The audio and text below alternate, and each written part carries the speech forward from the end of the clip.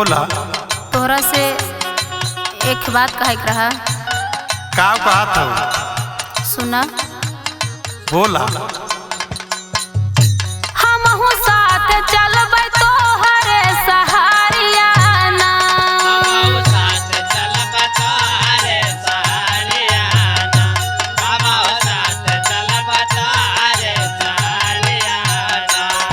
सहारियाना हो सहारियाना, सहारियाना हो सहारियाना।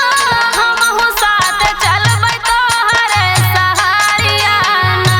हमहू साथ चलबै तोहरे सहारियाना। हमहू साथ चलबै तोहरे सहारियाना। अरे पगली, परदेसे में कितनी दिक्कत होला जाने लू। हाँ, हम सब जानी थे। तो हमार बात सुन।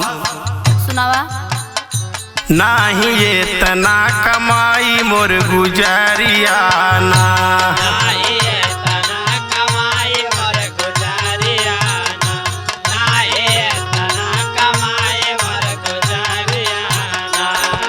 गुजारियाना हो गुजारियाना, गुजारियाना हो गुजारियाना। नाही ये तना कमाई मोर गुजारियाना। नाही तना कमाई मोर गुजारियाना। नाही तना कमाई मोर गुजारियाना।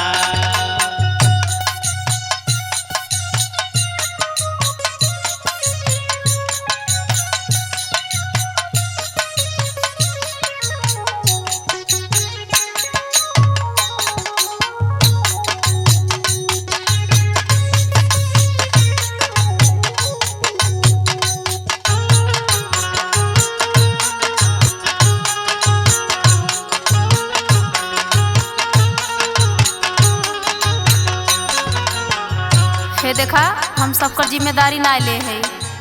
अच्छा, कुल हम ना जानी। हम चलब तो चलब साथे। सुना। सुना ले भाई। घर में ढेर परिवार नाही सापरे हमार। नाही सापरे हमार। नाही सापरे हमार। नाही सापरे हमार। नाही सापरे हमार।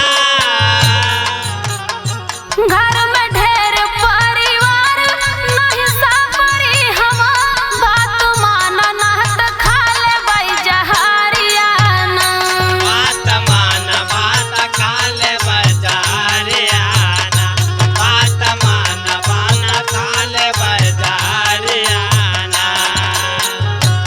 देख, इतना जितना ठीक होला। हम कुछ ना जानी।